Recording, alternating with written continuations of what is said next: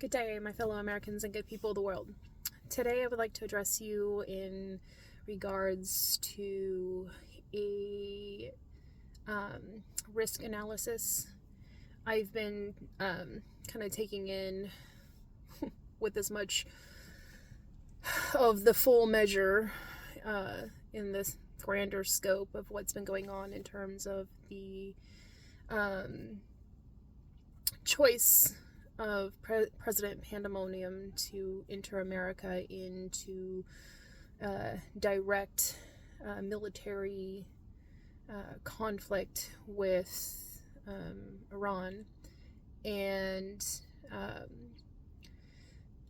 what is appearing to be, for lack of strategic planning and insight and foresight and a legitimate stance of authorization that's based in rooted in upholding the legal requirements of a commander-in-chief to direct the forces of the military of the United States of America to serve the interests of America. Obviously, they have not, and they, meaning basically the entire, POTUS 47 regime, and the complicit, MAGA government lackeys, and even those in Congress who are not their own people, but desperately intertangled and bound to this walking, talking catastrophe that is President Pandemonium, Donald Trump. And everybody's trying to back with random justifications, even becoming, bold-face liars, hypocrites, and then it just reveals their true intents and their true where their loyalties actually lie, what sort of soul print values they have in terms of their internal compass, morally, ethically, legally. You see who they really truly are as a person based off of their sense of jurisprudence. And so looking at it, it's kind of like Trump is the spoiler that comes in and reveals the truth about people and their hearts and the attitude and direction of their heart. And what you're seeing is a lot of these political agents that are, going forth. I'm laughing because it's funny, not too long ago, before this particular shit hit the fan and started particularizing everything and everybody's inhaling in the atmosphere of just this shit show. Before this happened, there was a lot of other shit shows that were happening, and people were stumbling and fumbling on their words and their stances, and having to go here and go there, do a little freaking dance to try to stay in alignment with Trump. Many people were quite confident that Trump is playing 8D chess, and he has this long-term vision, and he knows what he's doing from moment to moment, and it's all a part of this grand master plan, right? And then when Trump reveals, man, I'm just shooting from the hip, and it's just on a whim and a will, and it depends on who got into my ear that day and then sold me and told me what I wanted to hear in order to stroke my ego. And my ego comes out in defense and saying, well, I don't want to lose this grand pedestal of everybody looking to me as this favorite. And so he takes actions that he thinks are going to inflate his ego and his sense of self-importance and his standing in the world, especially in terms of relationships, of the back-scratching, handshakes as dollars and backroom deals with, foreign interests as well as, corporate entities. And so his interests are not about making decisions on behalf of the best interests of America and proceeding the American situation forward on a, line of progress that gets us somewhere where, things can, through time and evolution and intentional development, move, quite seamlessly into a more secure situation everyone can thrive on. He's not worried about that. He's worried about rigging systems to favor himself and his friends. And then when he has these other people who he's like basically been put in the mutually assured destruction situation of like, you either like are all in for Trump or you ain't gonna make it politically. And so they've sold their souls to this idea, and then Trump is just like, he is living high on the hog and, eating fat every night off of, like devouring people's substance of their, sensibilities of who they are as a person. Like, people literally are not their own people, and they, guys are constantly giving Trump his man card, and women are constantly turning little puppets on a string for him. And it's quite tragic. But so before this, shit hit the fan with Iran, Trump's, lackeys and his, MAGA-fied cohort were all in for like, man, Trump has just got this figured out. And now today, with all of the things that are going on, we're rolling into day 4 in the aftermath of this like tragic series of events that has resulted in the unfortunate loss of life of American soldiers. For what? For why? And for whom did this serve? And the tremendous amount of cost of our stockpiles of munitions, and then our standing in the world where our allies are looking at us like, WTF is going on, and people are starting to like draw back. Our soft power is, basically dissolving and evaporating, and you have politicians that are magnified that are right now trying to justify this indefensible position.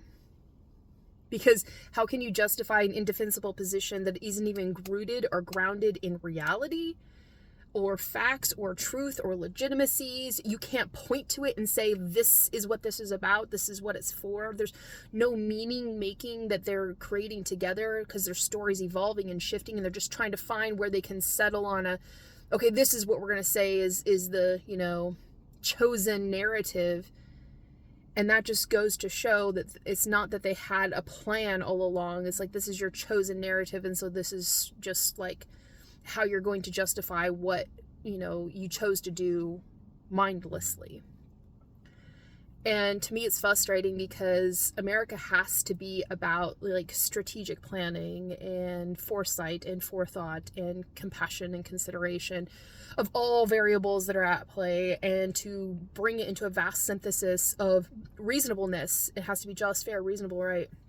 None of those things are happening. We don't have an administration that cares. They're, mocking essentially with, like callous disregard, and then just like, parroted echoing of platitudes of, thoughts and prayers for our, soldiers and their family members that now have to live the rest of their lives, without their, their family members are gone and they paid a sacrifice, and how they must be feeling. My heart is so with him right now. Like, how they must be feeling so betrayed right now by an administration that can't even look them in the eyes and say, that your loved one did not die in vain. Because it's becoming increasingly clear every single day with every, talking head from the magnified administration comes out and speaks on this. It looks more and more like it's a vain,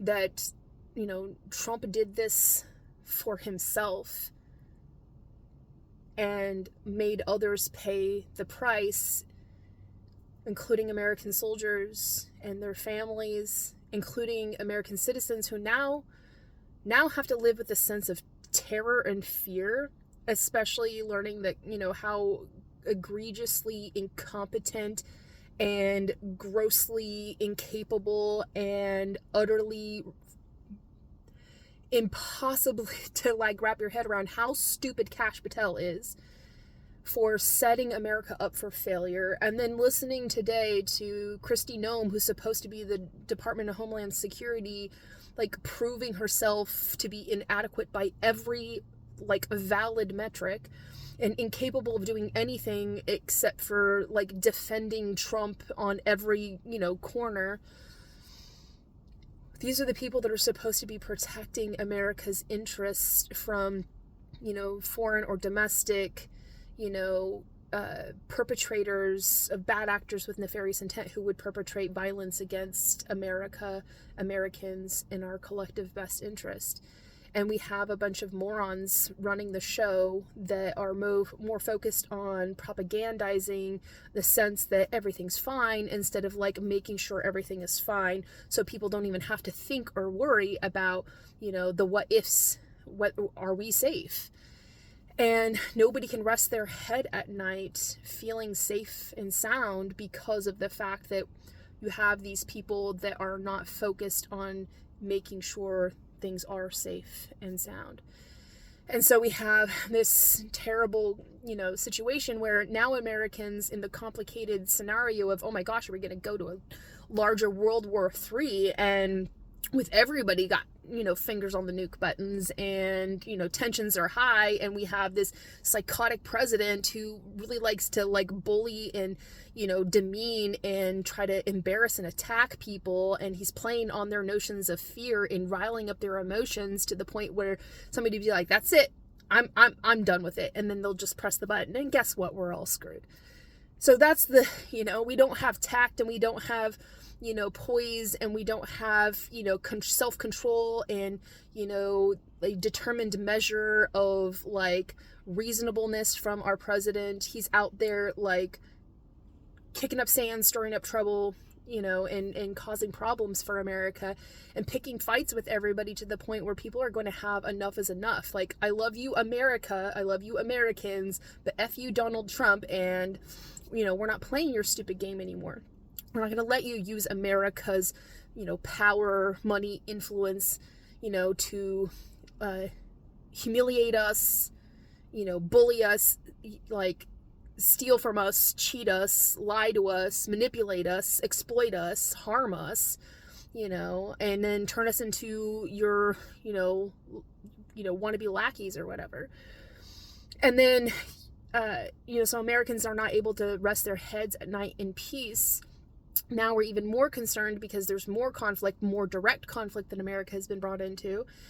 And here we have this situation where, Trump has been building up all these concentration camps, building up the capacity and presence of this, paramilitary force in the form of ICE, and then, working how you can deploy the National Guard into American cities, and then trying to reinforce this sense of, the military does what I say because I'm commander-in-chief and there's no ifs, ands, or buts about it. And then now creating this context that he did already, throughout his campaigning, throughout the three presidential campaigns he ran for, to fearmonger people into thinking that there is an enemy within. Look at, radical leftists, they're out to get us, and look at immigrants because they're all bad hombres, and America is not safe, and we need, by justification, to come in and use all these capacities of force to secure America and make it safe. And now they've increased the threat level, to a higher state by their own actions, to the point where now they're increasing the capacity for them to justify taking extreme excessive measures to use internalized forces to control the population in America, control the lives of people in America. It's kind of like, fabricating a situational context similar to COVID, where they could justify there's this invisible threat that I can't really point to, but it's very dangerous, and it is a risk to your lives and everybody's lives, and so we got to shut it all down. And people have already gotten violent responses to what happened in COVID because it seemed like it was government intruding on our lives, telling us what to do, think, and feel. People didn't like the outcomes. In the aftermath of that, many people suffered. And so when people start to sense that the government's encroaching in on them, yes, sure, so some of the MAGA people are going to be all in on it because it does not matter what Trump does. He can do no wrong for some people that are extreme enthusiastic loyalists. But there are going to be some, they're going to be like, no. I'm not okay with you coming in and, bossing me around. Like, I have freedom, damn it. And then you're going to have all these other people that have been saying all along, like, we don't want Trump in control because he's going to take away our freedoms. He's going to lessen our liberties. He's going to reduce our rights, and he's going to reject the law. And we're going to have no protections and nowhere to turn and no one to, help us save ourselves from, the disaster that is the consequences of his, spectacle of consequence. And so you have all these people that are like getting revved up. Trump keeps turning up the fire, and people are starting to get more anxious, more desperate, more frustrated, more fearful. They're going to start looking at each other with, shifty eyes, shady eyes, like, can I trust this person? Can I trust going out into public? Can I trust uniting with other people? And so he's creating this fomented divisiveness amongst ourselves because we don't know where to turn, who to trust, who to look for, as, Mr. Rogers' Neighborhood would say, always look for the helpers. We've lost that sense that we could turn to people to find helpers. And it's a very vulnerable position. He's weakened our sense of security and stability and tranquility. And he's starting to turn us against each other. And he's doing it by the means that he has most readily available to him to wield, which is starting an external war,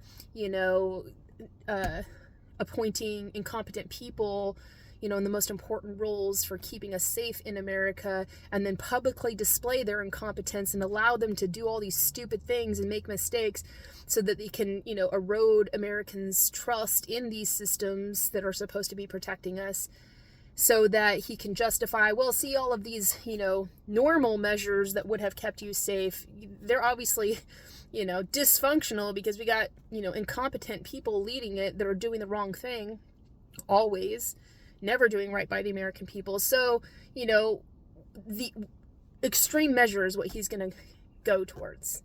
And he's setting the stage for that, and he's creating the conditional, situational context by which that can play out most effortlessly, because he's already planted the seed in people's minds that you need to be afraid, you need to not trust each other, you need to not trust your government, but listen to me, I'm the one person that's gonna save you from all this because I'm in the position of POTUS and I can see everything, all the variables at play.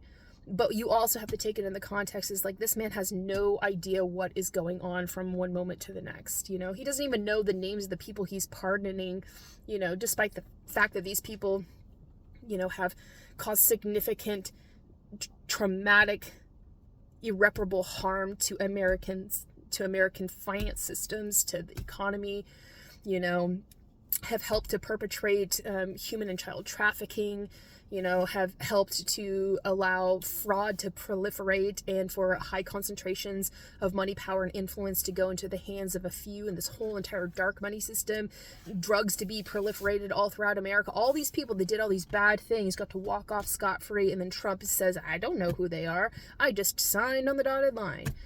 And then he has all of these other people he's placed trust in that are terrible human beings that don't have the best interests of America or humanity at heart, who are, pulling the strings of Trump and whispering in his ear to get him to do things that any intelligent, logical, reasonable person would say, no.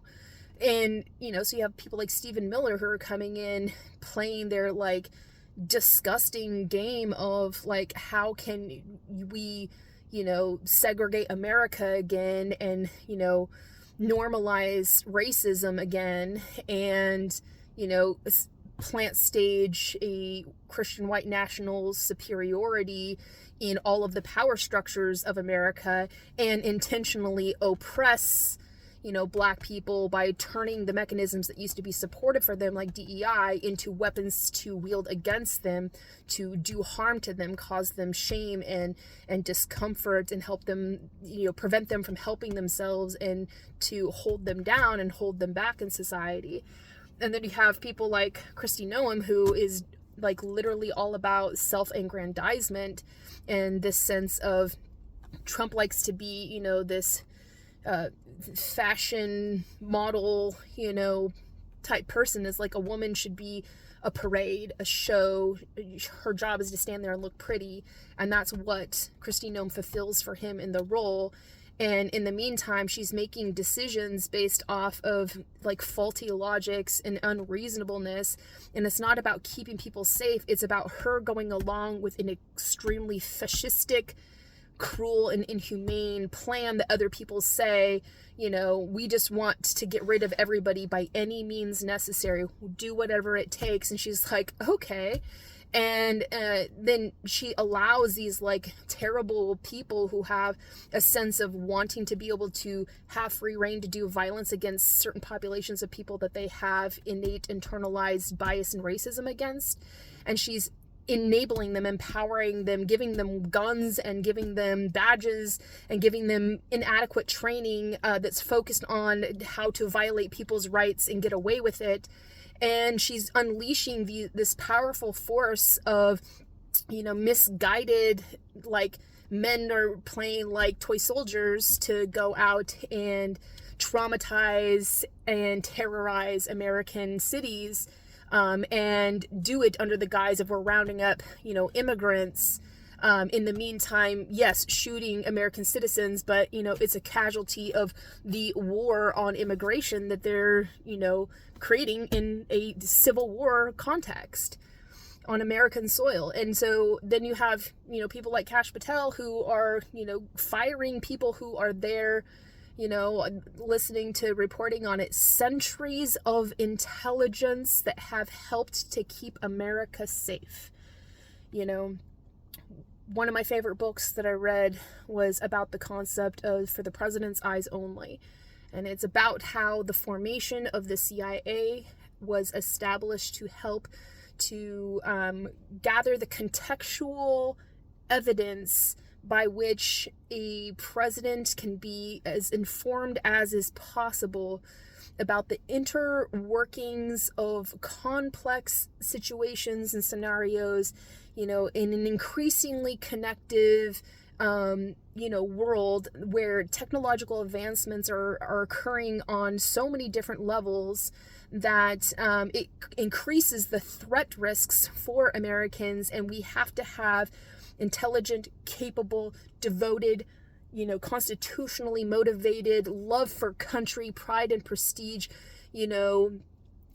individuals who are willing to serve in these challenging and difficult roles to help us to have eyes on and insights where we need them, and to bring that information back home in a form of insight that we can actually, take action upon, that is in the best interest of protecting America.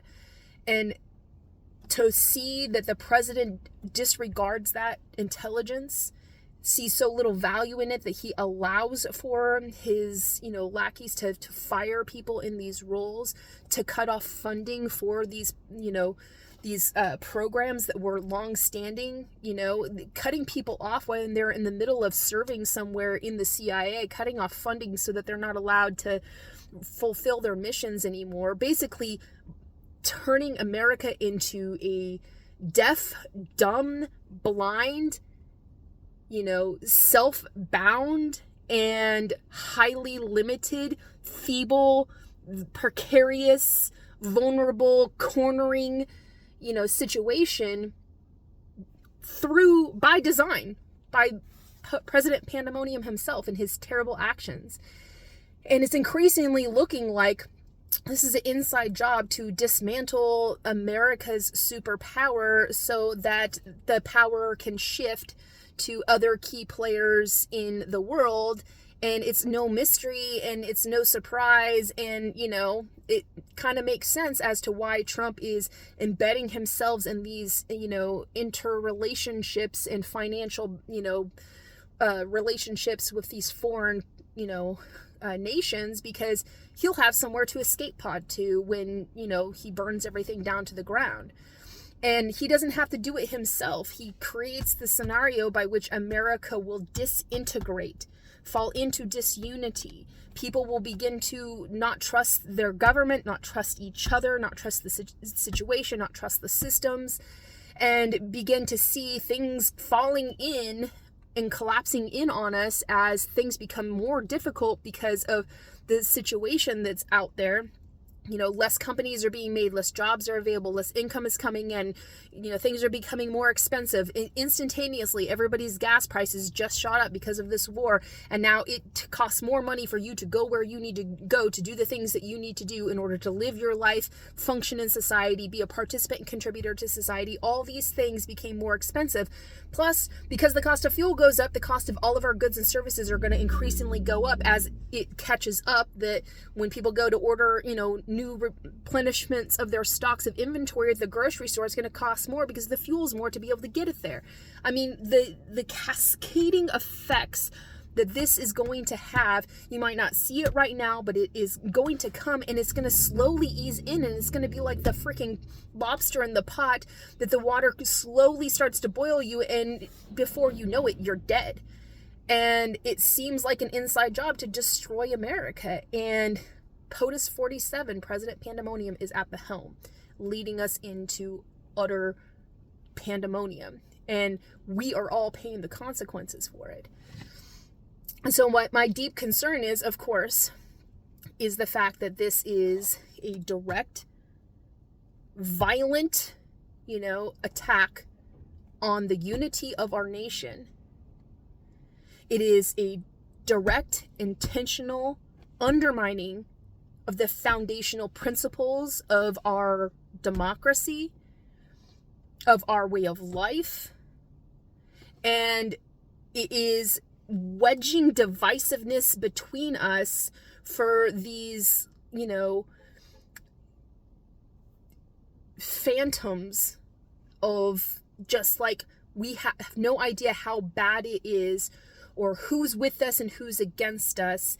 And it's isolating everybody into this sense of, you're alone in this and nobody cares and there's nowhere to turn to. And it becomes a very dark place for people to be. And when you're in that spot, it becomes very difficult for you to start making sense of, why you should reach out to others to break out of that, fear bubble that he's isolating you into, this control drama he is forcing you into. And because we're not going to be communicating with each other in, a polite conversations with open dialogues in public town squares, face to face and also online, so that we can make the interconnections with one another to reinforce to ourselves our sense of unity and bonding and what we stand for and what we're doing together, how we, the people, are leading the nation, not just following where the president is, leading us down, his off the rails, train track. And the American people need to come back together. Like, this is the only way that we're going to solve for this,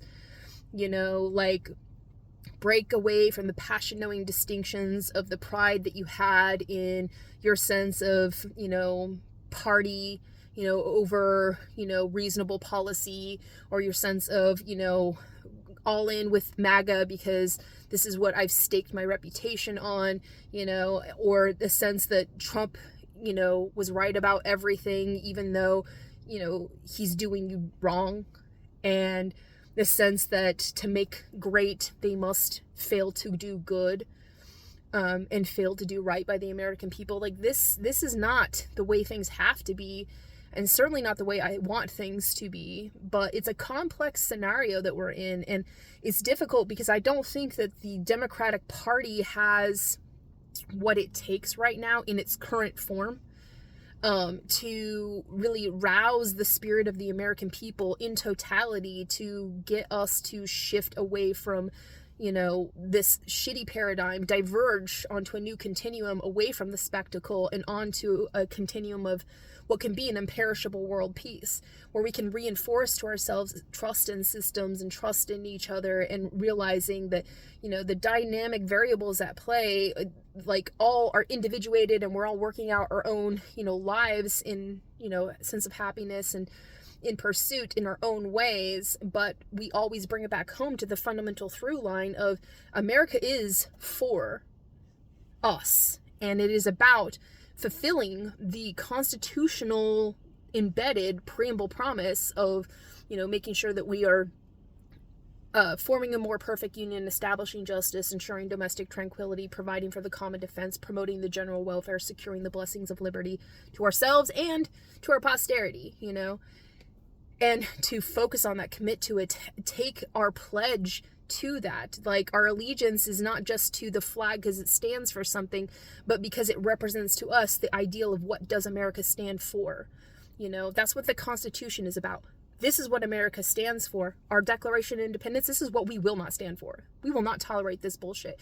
And then, excuse my language, but then you see, President Pandemonium over here, like, reading the, what Thomas Jefferson wrote out about these, offenses, of King George III being like, oh, this is a recipe for disaster, and so I'm just going to check it off. Like, oh, he did that bad thing to you? Oh, I'm going to do that to the American people. Oh, they did that bad thing to you? Oh, I'm going to do that too. It's like he's reading it like that's the recipe for the right thing to do for America, given what he ultimately wants America to do. He doesn't want America to become, some great, grand, amazing thing. He wants it to become something that is, pliable, malleable, moldable to the powers that be, so that they can orchestrate, outcomes that favor, concentrated, isolated pockets of thriving and their collective interests at the intentional disadvantage of everybody else, because they need everybody else to be suppressed. It's a terrible paradigm. It's supposed to be like concomitant. You read the Declaration and it says, we declared that these are the things that free men and women will not stand for. Free people will not stand for this. Free men, women, and non-binaries. And then in concomitant contrast, but complementary, you see the Constitution that says, this is how we go about making sure that we never fall into this terrible situation again, where we're in a horrible relationship with those who are governing us, to become, this oppressive power of, to control the people and prevent them from, experiencing life to the fullest. And the Constitution says, we're going to limit the powers. We're going to designate the powers. We're going to craft out the language by which the powers have to be interpreted through the lens of, this is what your role is. This is the limits and bounds of your powers. And this is where you have to, defer to when your powers have reached their limits.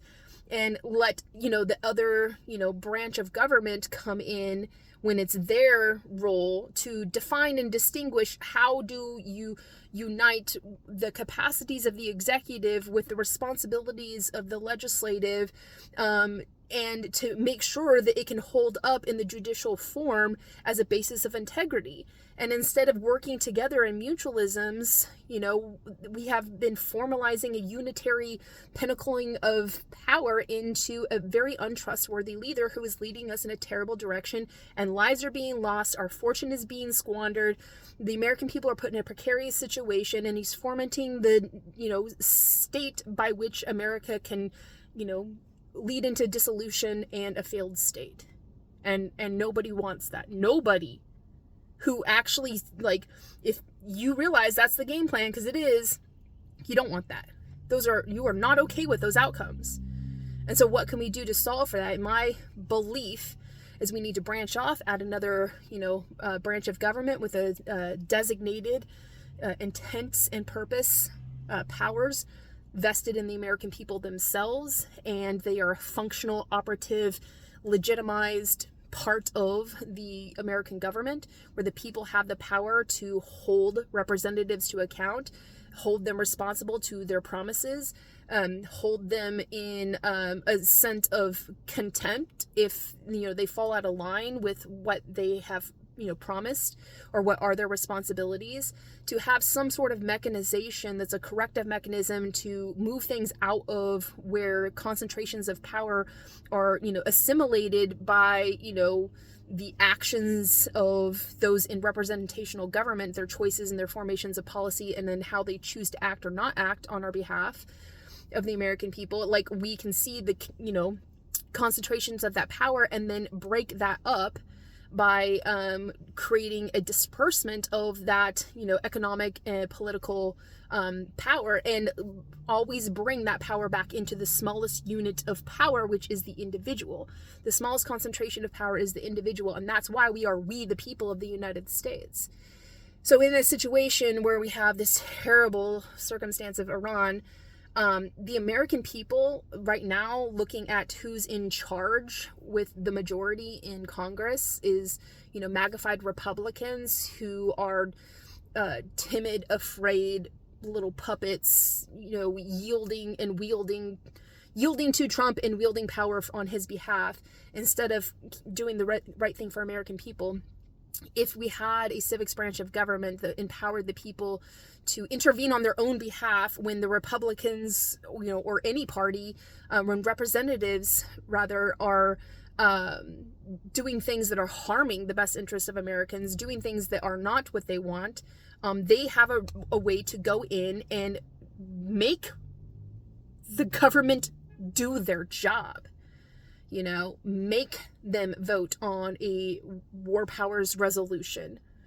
Make them vote on withholding the power of the purse, that, you're going to go to war, but you're not going to have the funding to be able to replenish your stockpiles, as you deplete them. So, you may have the capacity to go and shoot off everything on your whim or your will, at least you think you do, without having, the declaration of war from Congress, but you're not going to be able to refill your coffers. And so you're putting yourself at a more risk of having less, ammunition to be able to keep this going. There's going to be a limit to that. And so when is the point in which you will have to break to say, is it worth continuing to go down this path, without having everybody in on, this is justified, this is what we're going to do, which you can't do unless you have a plan, you have a reasonable, concept, and, projective initiatives that which you're going to take, and a sense that, like, you can really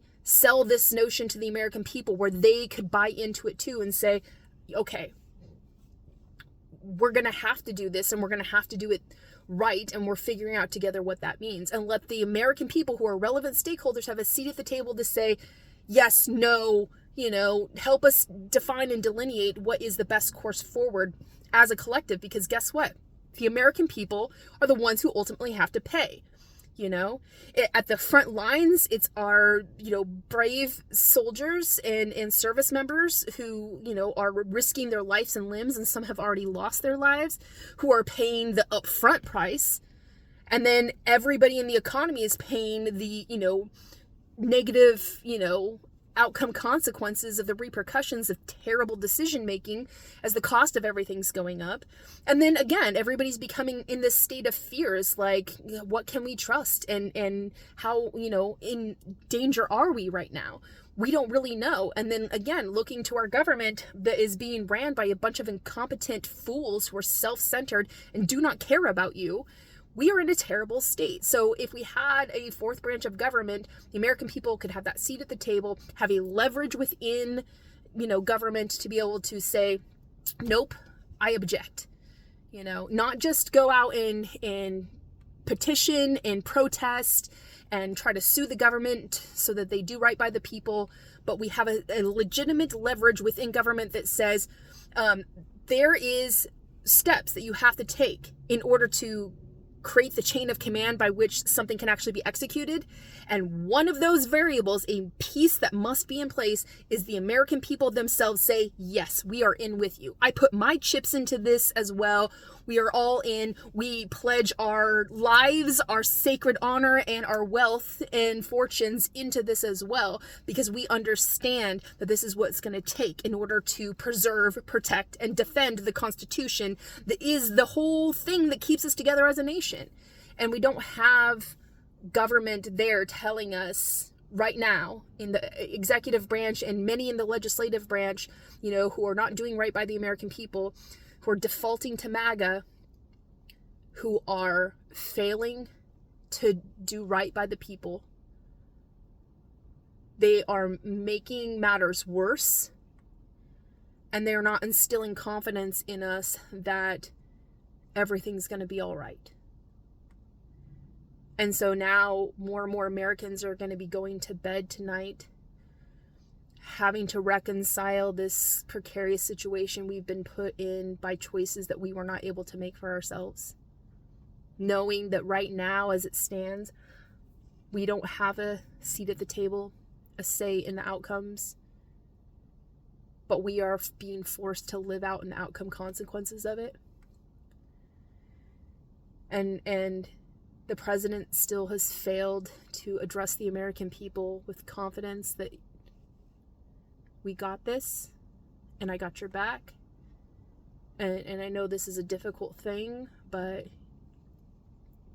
everything's going to work out. There's no sense of confidence in that at all. And today is, primary day for the midterms. And many Americans are activated to go out and vote today for those candidates that they believe are going to best represent where the United States of America must be led through the confidence and competence, of relevant representatives who on their behalf will go and stand up for them and give voice to reason in the chambers of Congress in order to help to guide and steer America and rein in the powers that are getting out of control, and to give voice to reason as to why we should not be doing certain things and why we should be focusing on doing these other things that we aren't right now, and to vote their conscience, vote not just to toe a party line and not just to be,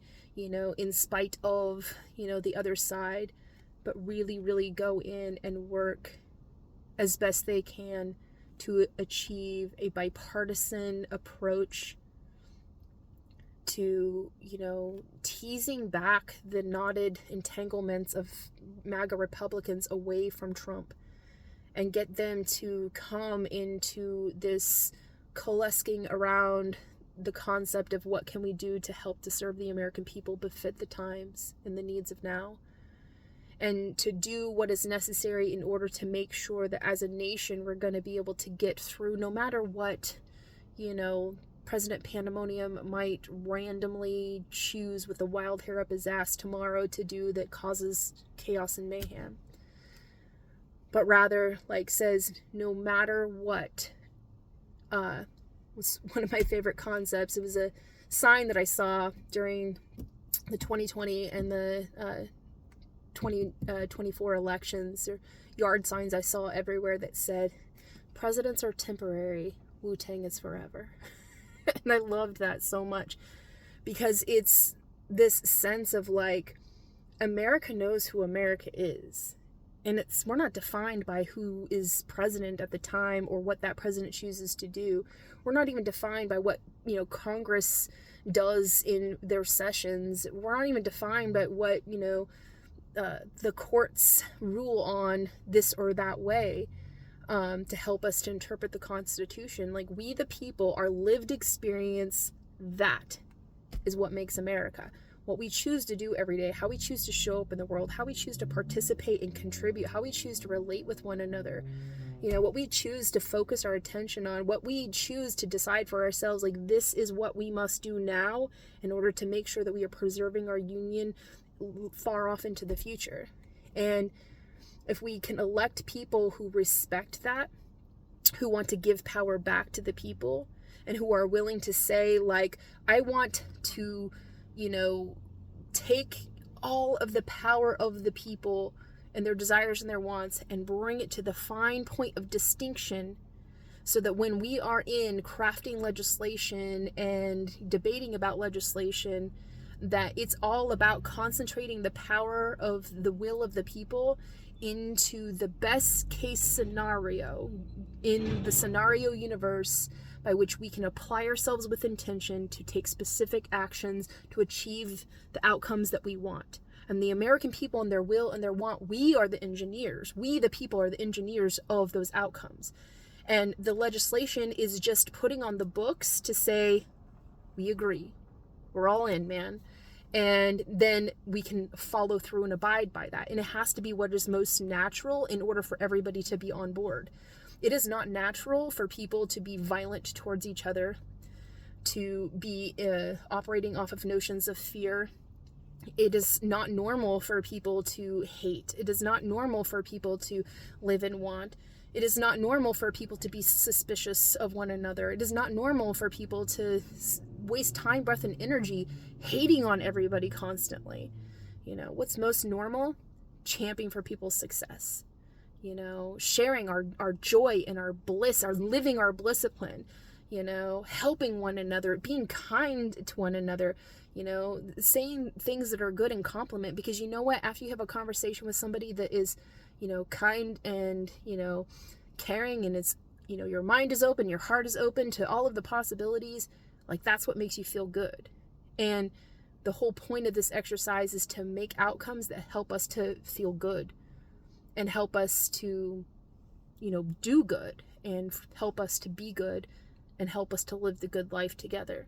And so I pray for my fellow Americans to vote their conscience and vote for those people who they believe who are going to show up and help them to help themselves, so that together we can work towards making America a place worth defending, so that we can stand up with pride and prestige and a sense of dignity and honor and respect, so that we can be, in service through duty of our social and civic ideals, help to reinforce them and inculcate, them in a society, and to live out that as a living answer to what does America stand for.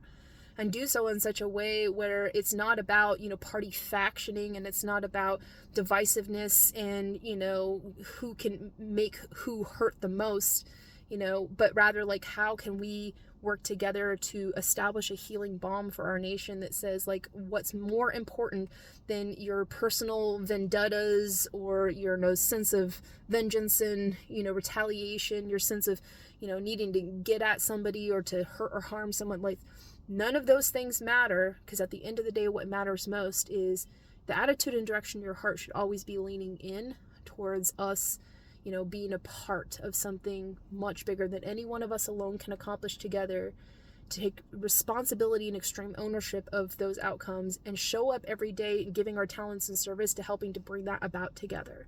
I believe that's possible if we can all coalesce around the idea of America needs an American identity, that's purposeful, intentful, and something we can build and work on together, which I believe is welfaring stewardship through the concept of eudaimonian politics, and where we take on a sense of mutualisms, where it's mutual interests, benefits, securities, respects, and we take on the responsibility to, bring out the initiatives that build up an America that works for everybody without the disadvantage of anybody, so nobody gets left behind or kept behind, and everybody lives the good life.